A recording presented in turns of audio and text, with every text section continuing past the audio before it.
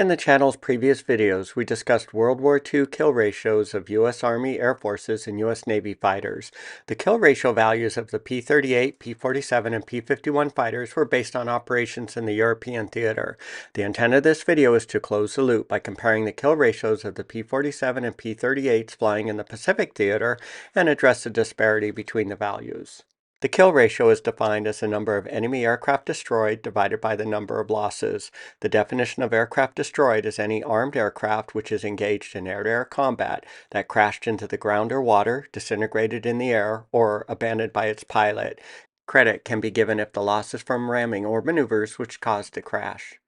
This definition is from the 1978 U.S. Air Force history document titled USAF Credits for the Destruction of Enemy Aircraft, World War II.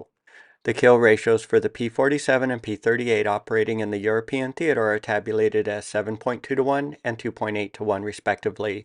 The channel source for these values is this 8th Air Force Fighter Command Summary of Combat Operations World War II document, where the author of the report based the data from 8th Air Force Victory Credit Board, Maxwell Air Force Base Historical Research Center, Friedman's book, The Mighty Eighth, Mills' book, Fighter Units and Pilots of the 8th Air Forces, and independent research.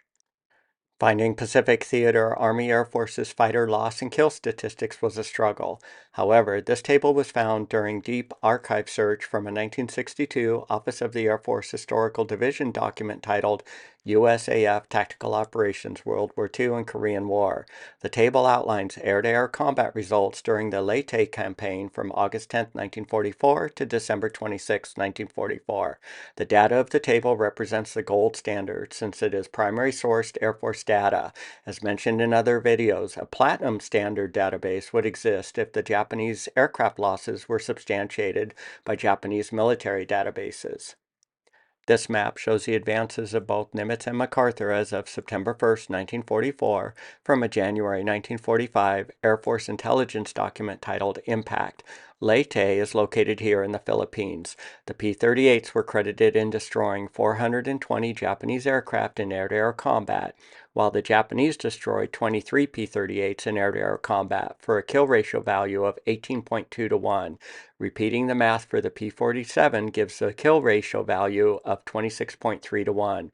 While the Mustangs flew with the 7th Air Forces out of Iwo Jima, a combat loss and kills database is not directly available. A future video will need to be released, but more investigation is required.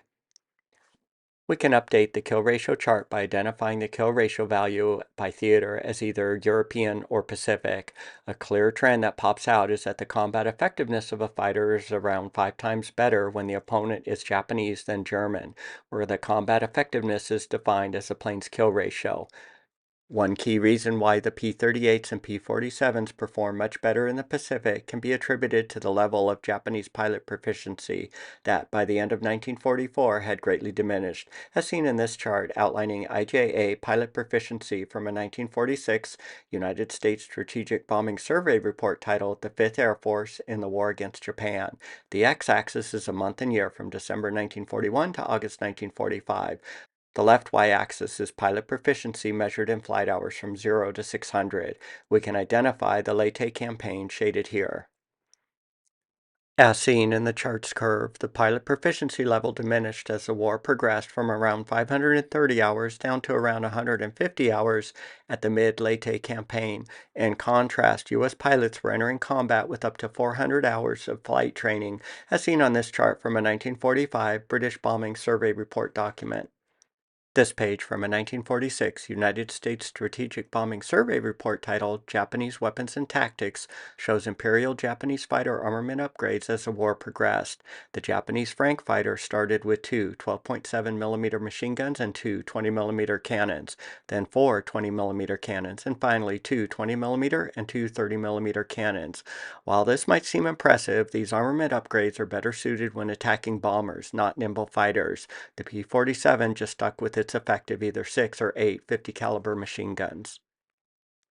Late war Japanese planes did include some armor, but never incorporated effective self-sealing fuel tanks, as discussed on this page. This was a large vulnerability when attacked by either incendiary or armor-piercing incendiary ammunition. They quit work on self-sealing tank development. The tanks in consideration were too complicated and didn't work. This is why most combat footage of aerial engagement shows a Japanese aircraft on fire. This image from a 1945 intelligence office document titled Japanese Aircraft shows the location of the Frank fighter's armor and the ineffective protected fuel tanks.